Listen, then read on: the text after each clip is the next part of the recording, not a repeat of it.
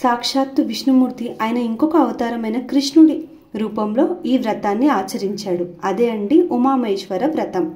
ఎలా చేసుకున్నాము, ఎక్కడ చేసుకున్నాము అవన్నీ ఈ వీడియోలో చూసేద్దాం. Hello everyone, welcome back to house of Sab కుచ్.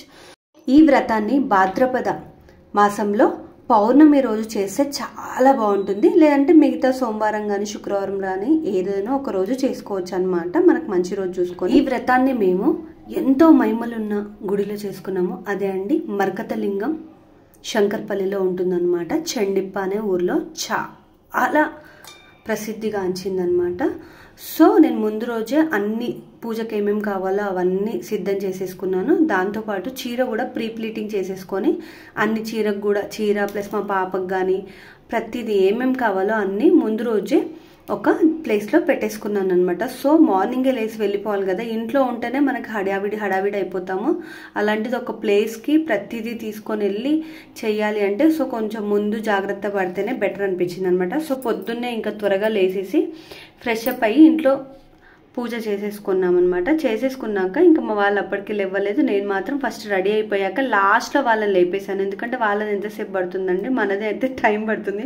ఆడవాళ్ళది అంత తొందరగా అవుతుందా, అవ్వదు కదా.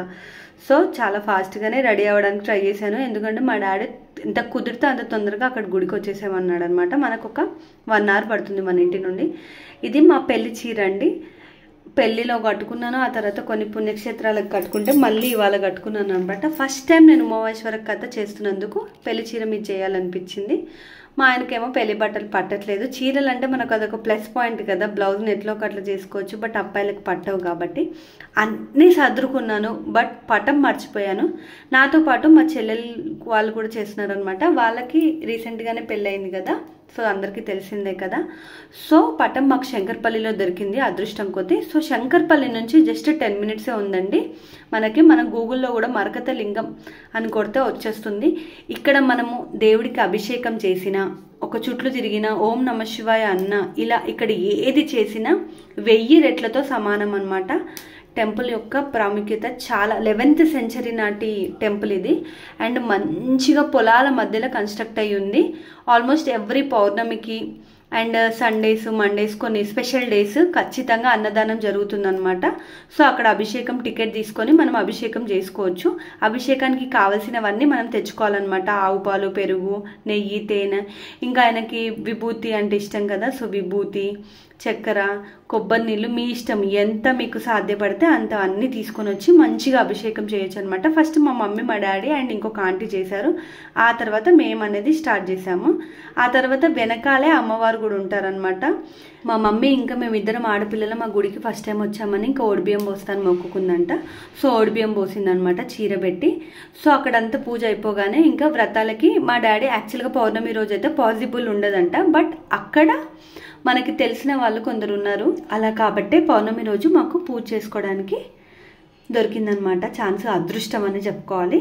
సో అక్కడ ఇంకా పీటలు ఇచ్చేసారు వాళ్ళే. సో మిగతావన్నీ మనం తెచ్చుకున్నాం కదా, చక్కగా అలంకరించుకున్నాము. మనం వ్రతాలు ఎప్పుడు ఎలా చేస్తామో తెలుసు కదా. సో అలా పద్ధతిగా అన్ని చక్కగా ఫస్ట్ బియ్యం పేర్చి, కింద ఫస్ట్ కొత్త బట్ట టవల్ పరిచేసి బియ్యం పేర్చేసి అన్ని చక్కగా దేవుడి పట్టము, మళ్ళీ నవగ్రహాలకి ప్రతిదీ మంచిగా అలంకరించుకున్నాక ఇంకా పంతులు వచ్చి పూజ స్టార్ట్ చేస్తాడనమాట.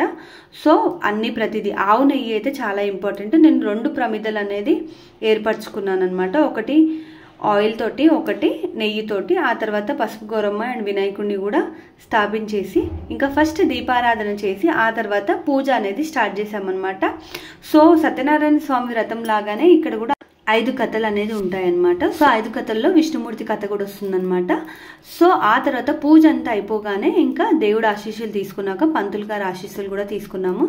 అక్కడే ఇంకా మంచిగా చక్కగా అంటే చక్కగా అక్కడ అభిషేకం జరిగింది అండ్ వ్రతం జరిగింది. చాలా అంటే చాలా సంతోషంగా అనిపించింది. సో అన్నదానం ఆ రోజు కూడా జరిగింది. ఆల్మోస్ట్ మా వ్రతం అయ్యేసరికి లేట్ అయింది. ఇంకా డాడీ మాట్లాడి మాకు సపరేట్గా ఒక రూమ్లో భోజనాలు ఏర్పాటు చేశారనమాట. సో అక్కడ ఇంకా భోజనాలు మాత్రం అమృతం అనే అనాలి. ఎట్లయినా గుళ్ళో చేసిన భోజనం నిజంగా ఆ వంట అమృతం కన్నా రుచిగా ఉంటుంది. ఆలు కర్రీ అయితే నాకు అసలు ఇప్పటికి ఇంకా నోరు ఉడుతుంది అనమాట. సో అక్కడ పూజ అంతా అయిపోగానే, తినడం అయిపోగానే ఇంక ఇంటికి వెళ్ళిపోవాలి, ఎందుకంటే ఆ రోజు గ్రహణం కూడా ఉండే. సో మొత్తం అన్ని సామాన్లు సదురుకొని అక్కడే కొబ్బరికాయలు ఏమేమి వదలాలో పంతులు గారిని అడిగితే చెప్పారు.